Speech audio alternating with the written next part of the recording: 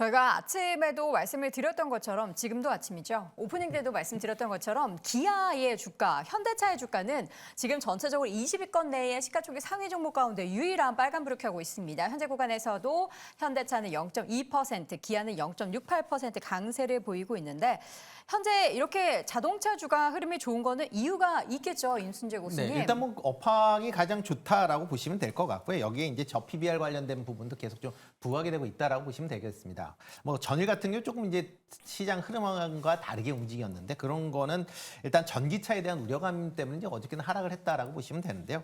특히 이제 테슬라와 BYD가 전기차에 대한 그런 이제 경쟁을 올해 이제 본격화 지금 진행이 되고 있는 그런 상황이고요. 여기에 이제 BYD가 전기차 모델을 국내에서 지금 팔기 위해서 지금 승인을 진행 중이다라는 소식 때문에 지금 어렵게는 좀 약세를 보였다라고 보시면 되는데요. 일단 그런 부분은 시장에서는 그러니까 전기차 부분에서는 영향을 미친다라고 하지만 자동차 전체 시장으로 보면 그렇게 큰 영향을 못 미친다라고 보시면 될 것 같습니다.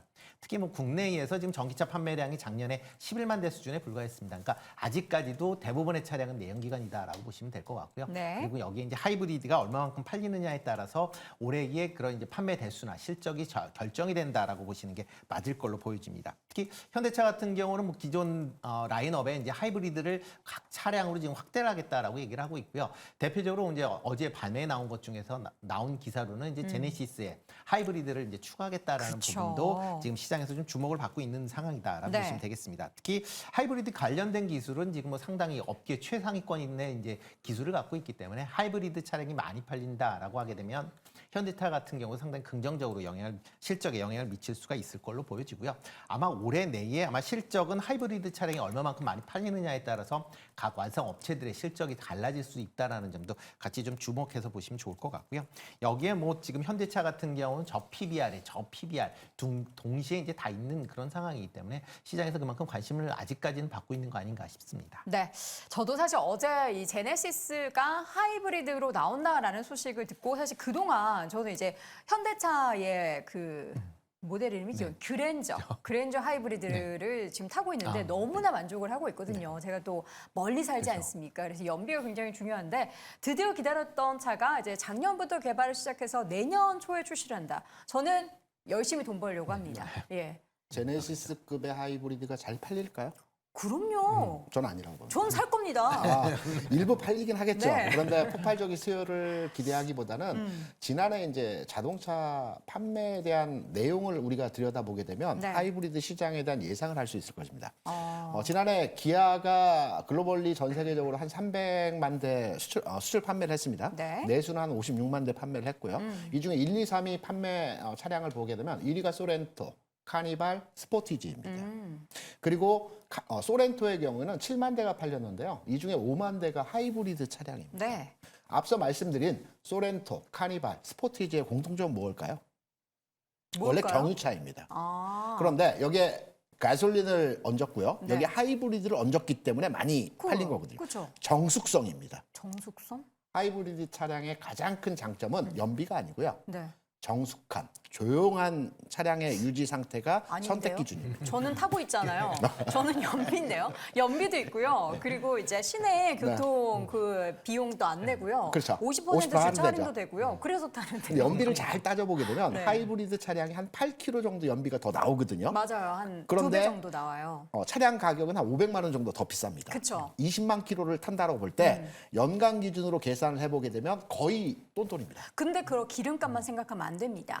주차할 때도 그 하이브리드 차가 친환경차로 분류돼서 굉장히 편하고요. 네. 그리고 말씀드렸던 것처럼 주차 그 비용도 뭐 한강 이런 데 갔을 때도 50% 되는 거를 다 합하면은 플러스 알파가 있습니다. 그런 부분 당연히 있고요. 네. 그런데 이제 문제는 뭐냐면 어제 최근에 이제 주가 상황에서 제네시스급의 이제 하이브리드가 출시된다라고 해서 주가에 반응되는 현상에서의 모습들이 나타나고 있습니다. 네. 그래서 이 부분이 주가에 전환하는 기준에서의 이슈라기보다는 우리가 기아 기준으로 보게 되면 최근에 12만 원 고점으로 해서 계속 등락의 과정을 모습을 보이고 있거든요. 네. 그러면 내가 자동차주에 대해서 보유하고 있다면 현재는 당연히 보유 관점에서의 접근이 가능하고요. 새로이 신규로 매수를 하고자 한다는 측면에서 접근을 해본다라고 한다면 네. 기아 주가 기준으로 해서 12만 원을 종가 기준으로 해서 돌파할 때 이때 관심을 가져보시는 측면의 접근이 가능하고요. 아직까지는 관망. 전략으로 자동차주에 대한 접근입니다. 다른 의견도 좀 들어보겠습니다. 제네시스 하이브리드가 현대차의 뭔가 실적을 끌어올릴 것이다 라고 생각하시는 분. 태보고수? 저는 하이브리드 관련돼 가지고 가장 중요한 거는 어떤 식으로 접근을 하느냐가 중요하다고 생각을 합니다. 네. 앞서 말씀해 주셨다시피 뭐 그랜저처럼 소렌토처럼 이렇게 접근한다 그러면 저는 실패할 거라고 생각을 하고요. 그리고는 지금 우리가 제네시스의 가장 큰 판매처가 어딘지도 조금 고민이 필요하다고 말씀을 드리고 싶은데 미국인가요? 미국보다는 국내 법인이죠. 아, 국내 법인에서 많이 타는 네. 거죠. 그래서 국내 법인에서 최근에 법이 바뀌었습니다. 네. 8천만 원 이상이 넘어간다 그러면은 녹색 번호판을 달아야 한다. 그럼요. 그렇죠. 네. 그리고는 지금 제네시스 G80 같은 경우에는 우리가 풀옵션을 넣으시면 8천이 넘어요. 네. 그리고는 거기서 옵션을 몇 개 빼시면은 딱 7,900만 원대의 가격이 형성됩니다. 그러니까 이거는 뭐냐 그러면은 법인차로 제네시스 G80까지는 허용을 해주겠다. 그리고 그 이상의 임원급 차는 녹색 번호판을 달고 다녀라. 네. 그리고는 외제차 같은 경우에는 안 된다라고 법을 정했다라고 보시면 되거든요. 지키면 되죠. 그러면은 이게 하이브리드는 일단은 부품이 많기 때문에 가격이 높을 수밖에 없어요. 그렇죠. 그러면은 G80 수준으로 보더라도 하이브리드라고 하면은 녹색 번호판이 될 거고. 그럼 이런 부분에서 법인들이 과연 기름값을 신경을 쓰겠냐라는 겁니다. 타면 되죠. 그렇죠. 법인은 기름값 신경을 안 써요. 그렇기 때문에 이렇게 되면은 뭔가 이제 유지 관리 이런 차원에서 여러 가지 뭐 녹색 번호판 달고 골프장 가고 이러면 문제가 생기잖아요. 아무리 영업이라고 하더라도. 그래요? 네. 그런 부분은 나중에 되면은 소명하기 위해서 세금적인 측면에서 문제가 발생할 수 있다 보니까 깨끗하게 하면 됩니다. 클린하게. 하이브리드는 친환경이니까 또 클린하게 세금도. 세금적으로 깨끗하지 네. 않을 수 있다라는 거죠. 여러 가지 알겠습니다. 문제가 있다 보니까 결국 법인을 운영하시는 분들 같은 경우에는 그냥 G80을 혹은 그랜저를 계속해서 임원차로 사용할 가능성이 높아요. 그러면 제네시스에 대한 접근을 어떻게 해야 될 것이냐? 네. 고급차입니다. 그럼 우리 다시 봅시다. 포르쉐에서 제일 비싼 차는 무엇일까요? 포르쉐 이 하이브리드입니다. 파나메라 하이브리드가 제일 비싸요. 파나메라. 네. 파나메라. 네. 그리고는 지금 벤츠 같은 경우에도 지금 S클래스 같은 경우에도 네. AMG의 최고급 모델을 하이브리드로 만들어서 800마력이 넘는 이런 옵션을 뽑아내고 있습니다. 뭐냐 갑자기 그러면은 자동차 채널이 된 것 같은데요. 왜냐 그러면 네네. 제가 지금 리터당 5kg짜리 차를 타고 다니지 않습니까? 네네. 자동차는 진심이에요.